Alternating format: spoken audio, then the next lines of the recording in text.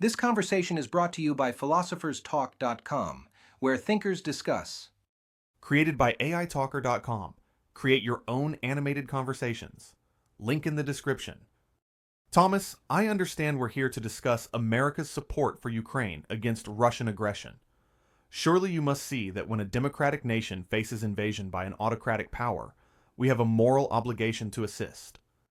A moral obligation, you say? I recall no such clause in our Constitution, Woodrow. I wrote that we should have peace, commerce, and honest friendship with all nations, entangling alliances with none. Ukraine's struggle, however sympathetic, is not America's war to fight. But Thomas, this is precisely the outdated thinking that allowed tyranny to flourish. Putin didn't stop with Crimea in 2014, did he? He tested the waters, saw a weak response, and then launched a full-scale invasion in 2022. This is the pattern we saw with Hitler. Incremental aggression met with appeasement. You're now dragging us into every regional dispute across the globe? Russia has historical claims to that peninsula going back centuries. America cannot be the arbiter of every territorial conflict. Our Constitution grants Congress the power to declare war. Where is that declaration? Putin invaded Georgia in 2008, carved out South Ossetia and Abkhazia. He leveled Grozny in Chechnya. He's created a pattern of aggression across 3 decades. If we don't stop him in Ukraine, he threatens Poland, the Baltics, all of Europe. The difference is we're supporting Ukraine with weapons and intelligence, not American soldiers. $60 billion to fight a proxy war against a nuclear power. You created the League of Nations, that grand scheme for international meddling. I see its successor, NATO, now pushes eastward, antagonizing Russia and dragging us toward confrontation. Russia agreed to Ukrainian independence in the Budapest Memorandum of 1994. Ukraine gave up nuclear weapons in exchange for security guarantees. Now Russia violates that agreement, and you blame NATO? Those Eastern European nations joined NATO precisely because they feared Russian aggression, and events proved them right. The Budapest Memorandum wasn't a military alliance. Ukraine is not our treaty ally. We have no obligation to defend it with American treasure, let alone American blood. Now, let me steelman your position, Thomas, so I can properly dismantle it. You believe America should remain strictly neutral, that our Constitution forbids foreign entanglements without congressional declaration of war. You fear supporting Ukraine creates precedent for endless interventions that will bankrupt our republic. You argue NATO expansion provoked Russia, that we're risking nuclear confrontation over a non-ally. There. I've presented your argument better than you could yourself. And it's completely wrong. How generous of you, Woodrow. Now allow me to return the favor, though it pains me to do so. You argue that modern interconnectedness means aggression anywhere threatens stability everywhere, that democratic nations have collective responsibility through institutions like NATO. You point to Putin's pattern, Georgia in 2008, Crimea in 2014, full Ukraine invasion in 2022, as evidence appeasement fails. You claim failing to stop autocratic expansion now necessitates a larger war later, citing the 1930s. You see the Budapest Memorandum as a moral commitment. Did I capture your imperial overreach accurately? Good, because it's a recipe for national suicide. Look at what Russia has done. Bucha, Mariupol, deliberate targeting of civilians and infrastructure. Your vision would leave every small country to fend for itself against larger predators. That's not principle. That's abandonment of moral responsibility. And your vision creates an America stretched thin across the world, bleeding resources. You want to send HIMARS systems, Patriot missiles, Abrams tanks. Where does this end? At least I understood that a republic survives by limiting its ambitions. Those weapon systems have allowed Ukraine to sink the Moskva, liberate Kherson, hold Kiev against overwhelming odds.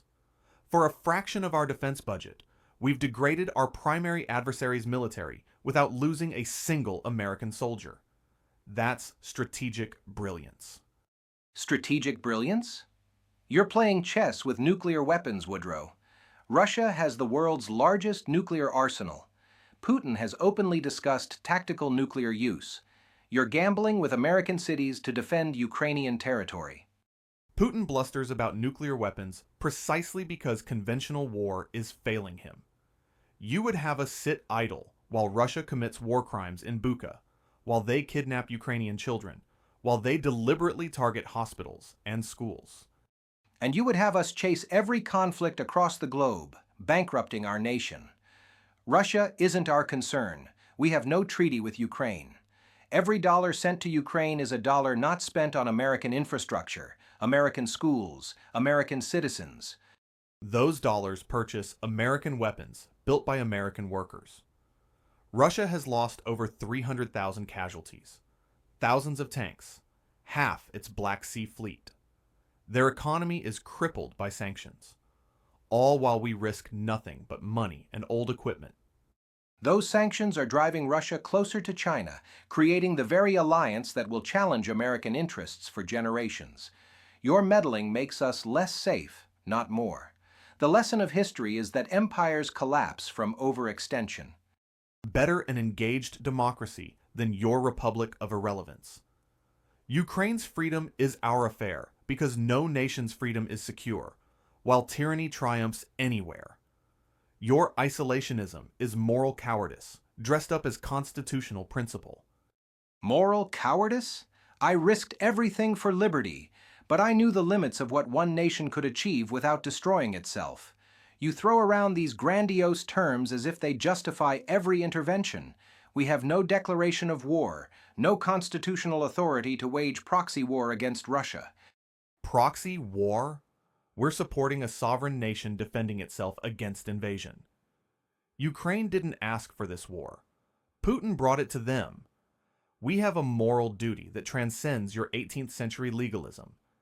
If we abandon Ukraine, we signal that might makes right, that borders mean nothing, that Budapest Memorandum pledges are worthless. That's exactly the logic of every imperial power in history. You've learned nothing. Every empire claims moral necessity for its interventions. Your progressive arrogance will bankrupt and destroy this nation. We're $20 trillion in debt, and you want to add billions more for Eastern European conflicts. And your outdated isolationism will let tyranny consume the world. Russia already interfered in our elections, hacked our infrastructure, poisoned dissidents on foreign soil. You represent everything wrong with American political philosophy. Selfish, short-sighted, and hiding behind the Constitution to avoid difficult moral choices. No, Woodrow.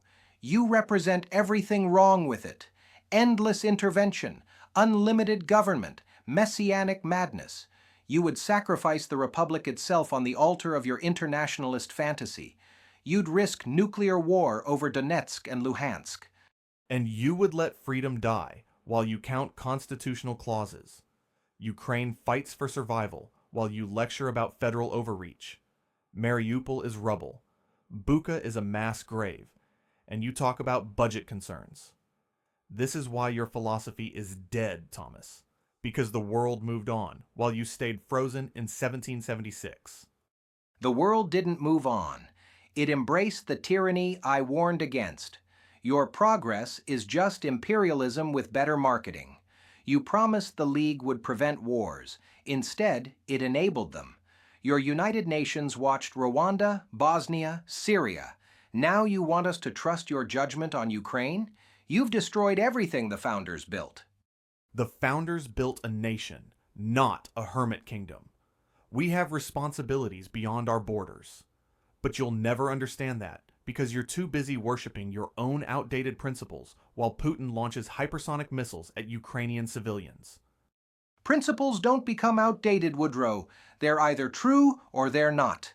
And the principle of limited government is all that stands between freedom and your progressive tyranny. Your NATO expansion provoked this entire crisis. Provoked? Ukraine is a sovereign nation.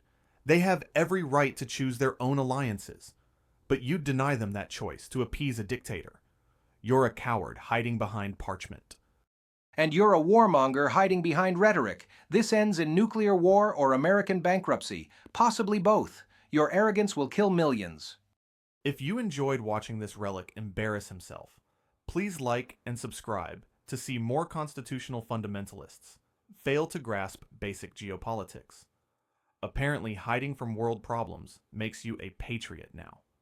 Yes, do subscribe, especially if you enjoy watching ivory tower academics destroy republics with their arrogant internationalism.